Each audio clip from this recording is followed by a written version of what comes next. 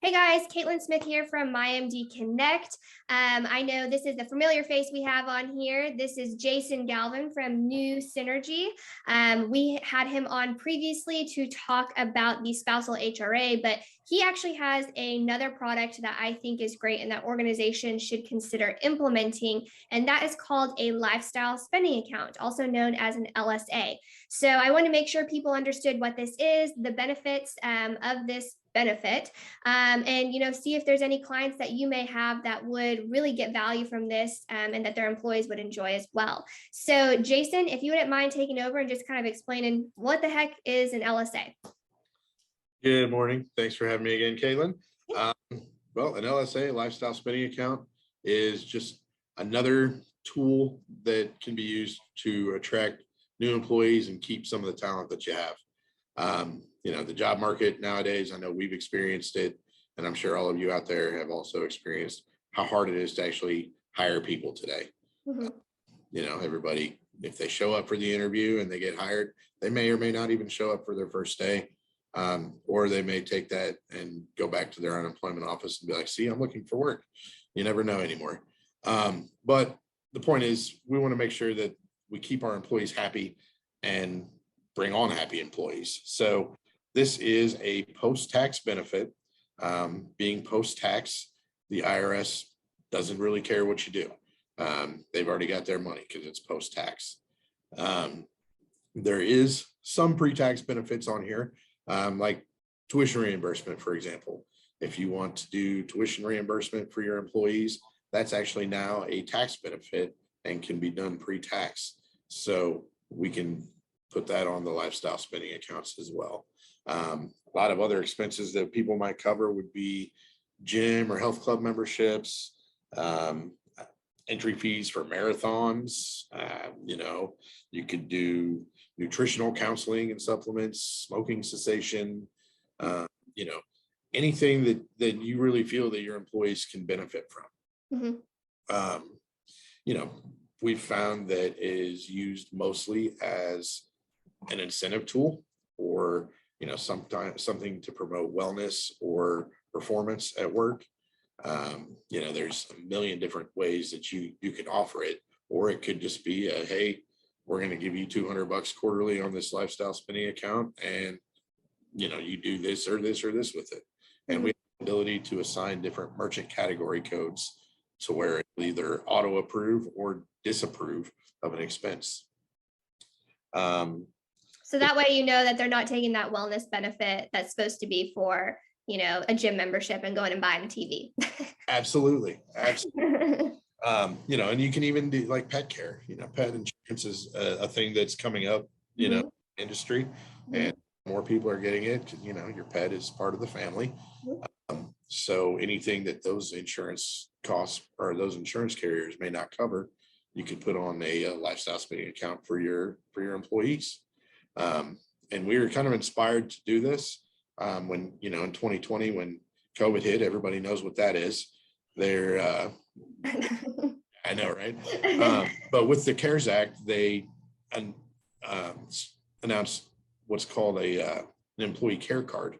And that's kind of where we got the inspiration for this. And what that did was allowed employers to help out their furloughed employees with things like groceries or things like that they may need to get by until they were able to get back to work.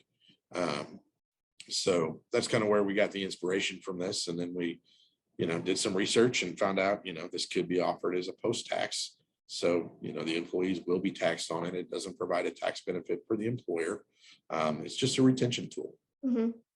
Yeah, no, I think that's great. And that does a lot for a culture when you have something like that. It's those little things that an employer does that really puts them above and beyond in an employee's mind.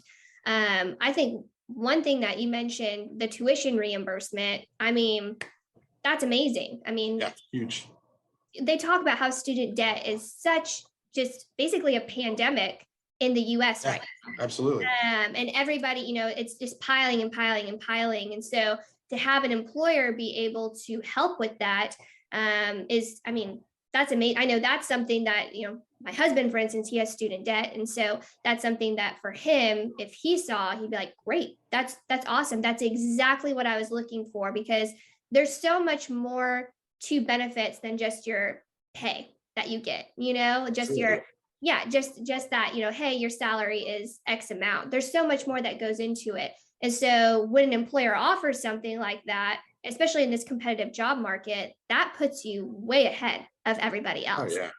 Yeah. And salary is really the least. I mean, salary is a big deal. You got to be able to pay your bills, but it's it's moved down on the list of importance as far as Mhm. finding a job. With Right. the health insurance market and healthcare here in America anyway. It's really expensive, so you want to have good benefits and good incentives like this. Mhm. These are definitely key components in keeping your employees happy and bringing on new talent. Right. And then from a budget perspective, if you were just to say, oh, well, we're paying you extra, I mean, for reimbursement of tuition or whatever, then everybody has to get that, as opposed to this, if you have the codes, unless someone's actually utilizing it for that, you're not Yeah. losing out on money, right? Oh yeah, absolutely. Yeah. So from a budgeting perspective, it's a lot more beneficial, not just to advertise that you have funds for all of these different things, but also then, you're not having to just tack on additional cash to as a bonus or whatever.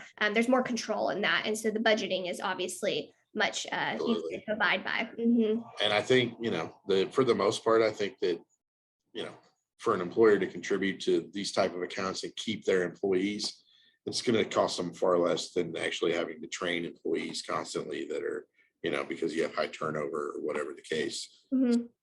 Training employees probably going to be a lot more expensive than offering a lifestyle spending account. Right. Well, and another thing that you mentioned, of course, was how this pairs really well with wellness programs. I think there has over recent years been a huge movement of wellness in the industry, and brokers really wanting to push wellness with employer groups. But obviously, getting people to engage in the wellness program can be very difficult if you don't have incentives in place. All right. So, can you tell us a little bit more about maybe some success stories or how people have set that up in the past with a wellness program? The lifestyle savings account has made that wellness program, more successful. Well, yeah, you want your employees to be healthy and exercise and get outside. And, so if you're forking out the dough to cover that gym membership, a lot of times it's a financial barrier is why they don't have that gym membership to begin with. So Mhm. covering that, then you're going to have a lot more people going and taking advantage of that, getting themselves back in shape and, getting healthy. And, as far as just, whatever you're doing, if it's lift tickets or, the gym memberships or marathons, whatever you're putting out money for, these employees are going to engage in that because it's free for them. You know, Right. it may not be a tax benefit. They may get taxed on those dollars. But if I had a free gym membership as opposed to the one that I currently pay for, I'd probably go get the free one. Right. Absolutely. So, Yeah. but yeah, I mean, we've seen a lot of success, and a lot of people have they've started noticing that their premiums go down because there's a lot of companies that will say, if you get this many wellness points this year, then we'll knock $50 off your premium for next year. Right. So we've seen a lot of success with it. Right. Well, and I like that you can use that for gym memberships as well, because a lot of times we'll see employer groups or through their insurance, they'll get discounts at gyms, which is great. But then they're like a lot of times larger gyms, or it's a gym that's not close to you. And so everyone, it's kind of like going to a doctor. You always have your Yeah, preference on your doctor. You have a preference on the exactly. gym and Yeah, where you want to go. And so that gives you the freedom then to utilize those dollars and that benefit to what's going to work the best for you and your family. well, So yeah, exactly. yeah. And then being able to utilize those dollars for incentives of, if you have a wellness program in place that tracks utilization and different goals for the individual, and then utilizing that LSA to have, different benefits for, hey, you reached this level or you did X, Y, or Z.